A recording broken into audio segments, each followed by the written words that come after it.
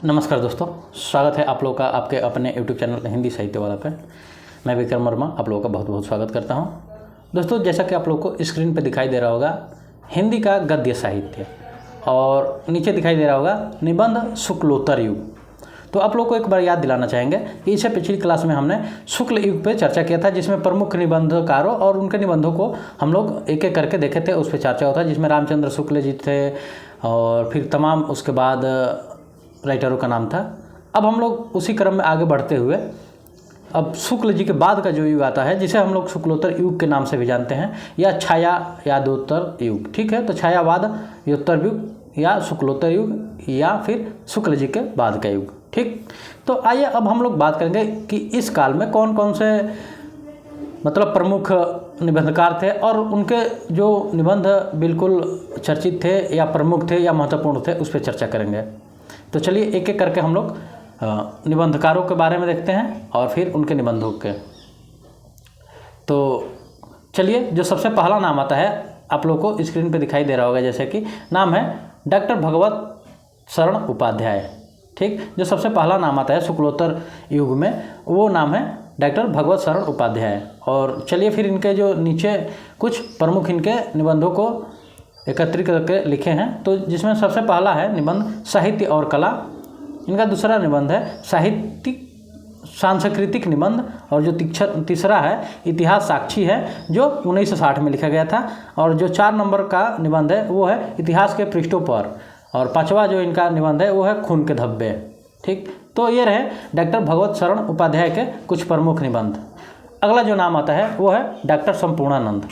Doctor Sampurnanand का नाम आप लोगों ने सुना ही होगा दोस्तों के कहीं ना कहीं। तो आइए आज हम लोग इनके कुछ प्रमुख निबंधों के बारे में जान लेते हैं कि इनके निबंध के क्षेत्र में इन्होंने कौन कौन सा निबंध लिखा है। तो जो सबसे पहला इनका नाम आता है निबंधों में वो है स्फुट विचार, जो 1953 में लिखा गया था। फिर उसके बाद भाषा की शक्ति तथा अन्य निबंध।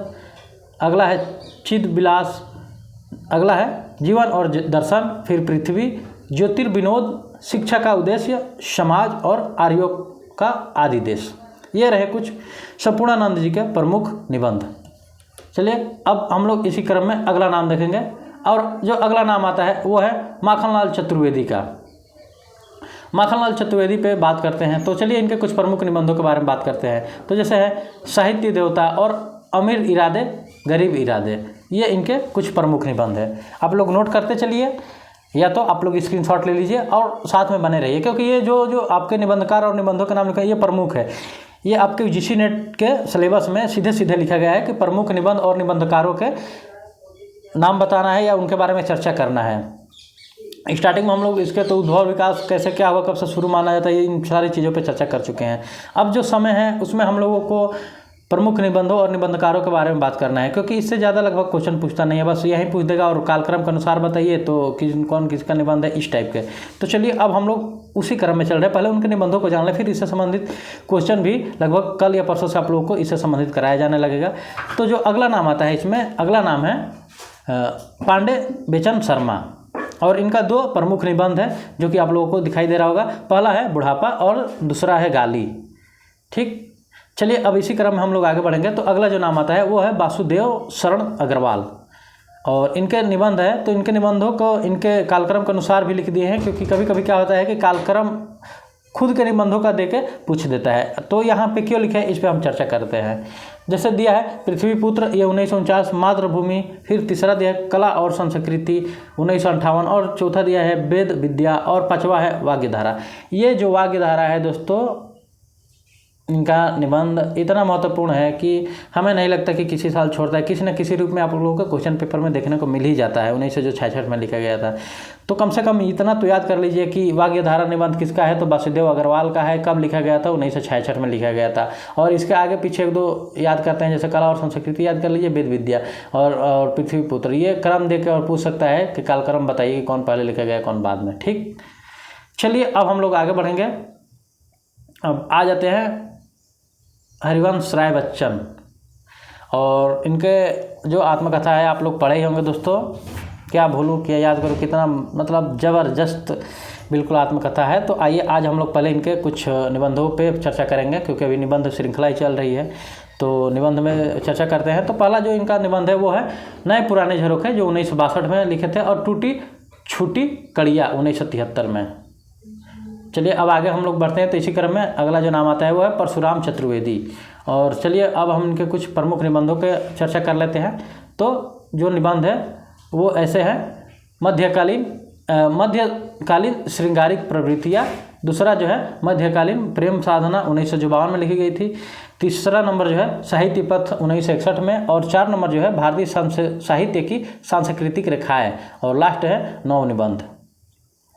चलिए अब जो नेक्स्ट है निबंधकार, उनके बारे में जानते हैं। उनका नाम है सद्गुरु शरण अवस्थी, ये नाम है, देख लीजिए, सद्गुरु शरण अवस्थी। चलिए इनके निबंधों के बारे में बात करेंगे। तो पहला निबंध है बुद्धि तरंग, फिर विचार तरंग, फिर साहित्यिक तरंग, और ध्वनि हृदय ध्वनि और विचार विमर्श, और फिर जो 6 नंबर पे आता है वो है भ्रमित प्रतीक। तो इनके ज़्यादातर निबंधों में देख सकते हैं तरंग तरंग तरंग है। तो दोस्तों सद्गुरु अवस्थी का ये कुछ प्रमुख निबंध है जो कि तरंग है। और फिर आइए हम लोग आगे बात कर लेते हैं डॉक्टर रघुवीर सिंह के बारे में। तो डॉक्टर रघुवीर सिंह के बारे में बात करते हैं तो इनके कुछ प्रमुख निबंधों को देखते हैं। तो जिसमें पहला है सप्तद्वीप, जीवन कण, जीवन धूलि, शेष स्मृतियाँ, जो 1939 में लिखी गई थी, और बिखरे फूल। बिखरे फूल दोस्तों कई बार आ चुका है पेपर में, तो आप लोग इसको थोड़ा सा ज़्यादा ध्यान दे सकते हैं। बाकी सब भी ठीक है, सप्तद्वीप भी आया है, तो ये भी है महत्वपूर्ण। चलिए अब काका कालेकर की कुछ प्रमुख निबंधों के देखेंगे। काका कालेकर जो ये भी एक प्रमुख निबंधकार रह चुके हैं।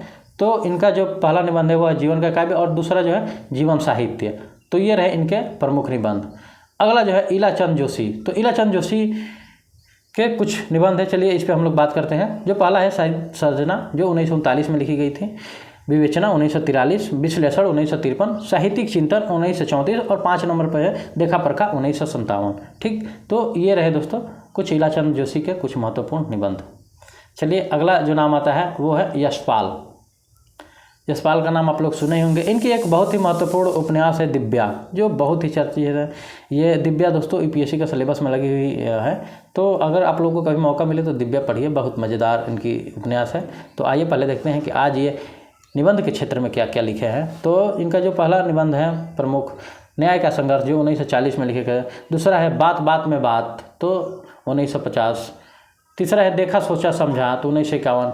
चक्कर क्लब 5 नंबर पे। और गांधीवाद की 100 परीक्षा, गांधीवाद की 100 परीक्षा, क्वेश्चन नंबर 5। और अगला जो क्वेश्चन है राज्य की कथा, सॉरी दोस्तों देखिए मुँह से क्वेश्चन आ रहा है। अगला जो निबंध है वो है राज्य की कथा। तो ये रहा कुछ इनके प्रमुख निबंध। चलिए अब हम लोग आते हैं अगला पे। आप लोग को एक क्वेश्चन दे देते हैं यहीं पे, आप लोग हमें कमेंट बॉक्स में बताइएगा कि जैसे ये चक्कर क्लब है, ठीक, तो चक्कर क्लब से मिला जुला ही एक और नाम था ठलुआ क्लब,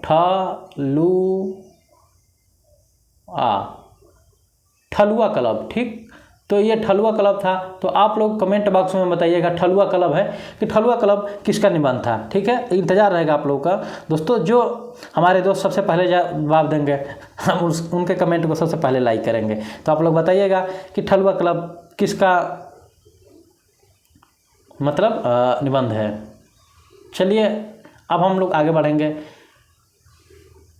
अगला नाम है जैनेन्द्र जी का, और जैनेन्द्र जी के कुछ महत्वपूर्ण निबंध है। तो आइए देखते हैं, जिसमें सबसे पहला है प्रस्तुत प्रश्न। उसके बाद जो दूसरा नाम आता है वो है जड़ की बात। तीसरा जो नाम आता है पूर्वोदय, जो 1951 में लिखी गई थी। साहित्य का श्रेय और प्रेम 1953। 5 नंबर पे है मंथन 1953। सोच विचार 1953। और फिर अगला जो है काम प्रेम और परिवार 1953। और फिर इष्टता 1963। काम और समय और हम 1964। परिप्रेक्ष्य 1977। और साहित्य और संस्कृति 1979। ठीक, तो ये रहे कुछ जैनेन्द्र जी का महत्वपूर्ण निबंध। आप लोग चाहे तो यहाँ से इकट्ठे, आप लोग को चाहे ज़रूरत हो तो नोट्स बना लीजिए या स्क्रीनशॉट ले लीजिए, या एक बार जब मन करे तो ऐसे उठाइए और वीडियो सुन लीजिए। नोट्स बनाने की ज़रूरत नहीं है, वीडियो पड़ी रहेगी आप लोगों की इसी प्लेटफॉर्म पे। चलिए आइए हम लोग अब आगे बढ़ेंगे। और अगला जो नाम है वो है भदंत आनंद कौशल्यायन। ठीक, भदंत आनंद कौशल्यायन। और इस पर हम लोग देखते हैं। पहला जो आता है इनका निबंध वो है जो न भूल सका, जो न भूल सका 1945 में। और अगला है रेल का टिकट। ठीक, चलिए अब हम लोग फिर इसी क्रम में आगे बढ़ते हैं। तो अगला जो नाम आता है वो है डॉक्टर विनय मोहन शर्मा। डॉक्टर विनय मोहन शर्मा, और इनके प्रमुख निबंधों को देखेंगे तो उसमें है दृष्टिकोण 1950, साहित्यावलोकन 1953, तीसरा जो है निबंध साहित्य शोध समीक्षा 1958, और फिर लास्ट है जो साहित्य नया और पुराना 1972। तो ये रहे कुछ इनके प्रमुख निबंध। अगला जो नाम आता है वो है नंद दुलारे वाजपेयी, और इनका कुछ ज़्यादा ही है निबंध। तो आइए एक एक करके हम लोग देख लेंगे। ज़्यादा है तो क्या हुआ, पढ़ाई से थोड़ा ज़्यादा है। तो आइए देखते हैं यहाँ ऐसे कुछ यूनिक स्टाइल में। तो देखिए सबसे पहला जो नाम आता है वो है हिंदी साहित्य 20वीं शताब्दी 1942 में, ठीक, जो प्रकाशित हुई थी। आधुनिक साहित्य जो 2 नंबर पे है। तीसरा है, सॉरी ये 5 कहाँ से आ गया है, यहाँ पे 3 रहेगा, देखिए मिसटाइपिंग हुआ है। तीसरा जो है नया साहित्य नए प्रश्न 1955 में। 4 नंबर पे है राष्ट्रभाषा की कुछ समस्याएं 1961। 5 नंबर पे है जो राष्ट्रीय साहित्य 1965। अगला जो है नई कविता 1976, और फिर अगला जो इनका निबंध है वो है रस सिद्धांत 1977। 8 नंबर पे जो हिंदी साहित्य का आधुनिक युग 1978, आधुनिक साहित्य सृजन और समीक्षा 1978, और रीति और शैली, ये है आपका नंद दुलारे वाजपेयी का प्रमुख निबंध, जो 10 निबंध हैं। ठीक, चलिए अब हम लोग आगे बढ़ते हैं और अगले निबंधकार को देखते हैं। तो जो अगले निबंधकार है उसमें नाम आता है विश्वनाथ प्रसाद मिश्र का, और इनका जो एक निबंध है हिंदी का सामयिक साहित्य 1951 में प्रकाशित हुआ था। और अंततः जो नाम आता है शुक्लोत्तर युग में वो है इंद्रमदान, तो इंद्रनाथ मदान। और इसमें इनका जो पहला निबंध है वो है आलोचना तथा काव्य, और दूसरा है निबंध और निबंधी कुछ उथले कुछ गहरे। ठीक, और अंत में जो एक इनका निबंध है वो है 4 नंबर विदा अलविदा 1982। तो दोस्तों इस तरह से यहाँ पे प्रमुख निबंधों का संग्रह जो था शुक्लोत्तर युग से वो समाप्त होता है। और देखिए हम लोगों ने बहुत सारा कुछ एक ही क्लास में यहाँ पे समाप्त कर दिया। तो कोशिश करेंगे दोस्तों कि जैसे अगर केवल नाम वाम बताना हो तो हम लोग PDF से ही क्लास ले लिया करेंगे। बाकी अगर उनके बारे में अगर ज़्यादा चीज़ें रहेगी चर्चा, और जो प्रमुख रहेंगे जैसे रामचंद्र शुक्ल जी थे, तो रामचंद्र शुक्ल जी के बारे में विस्तृत रूप से हमने क्लास लाइव लिया था, जिस पे हम लोग बोर्ड पे व्हाइट बोर्ड पे बहुत अच्छे से पढ़े थे उसको, उनके बारे में चर्चा हुई थी, बहुत सारे पक्षों पर भी चर्चा हुई थी। तो जो महत्वपूर्ण रहेंगे परीक्षा की दृष्टि से उस पर चर्चा होगी बिल्कुल, और अच्छे तरीके से होगी। बाकी जिनके संदर्भ में केवल उनके उपन्यास ज़्यादा इंपॉर्टेंट है और उनका नाम और उनके बारे में जिसी ज़्यादातर नहीं पता है, तो फिर उनके बारे में केवल हम लोग निबंधों को देख लेंगे। और जिनके निबंध है प्रमुख रूप से हम लोग के पढ़ना है 11 जो निबंध है, तो फिर उन निबंधकारों के बारे में हम लोग पूरा डिटेल में पढ़ेंगे। तो आप लोग को पैनिक बिल्कुल नहीं होना है, सारी चीज़ें आप लोग को प्रोवाइड कराई जाएगी। जो बचे हुए दिन में इसमें हम लोग बहुत आराम तरीके से और एक सुचारू और सपाट तरीके से हम लोग सरल सहज तरीके से पूरा क्लास समाप्त कर देंगे। आप लोग बस क्लास में बने रहिए और कंटिन्यू क्लास करते रहें और क्लास का आनंद लेते रहिए। कोई भी अगर प्रॉब्लम आए, कोई भी समस्या हो रही है तो आप लोग कमेंट बॉक्स में कीजिए। टेलीग्राम चैनल का लिंक दे दिया जा रहा है, अब टेलीग्राम चैनल आप लोगों के लिए उस पर PDF प्रोवाइड करा दी जाती है, तो ये भी PDF आप लोगों को प्रोवाइड करा दी जाएगी।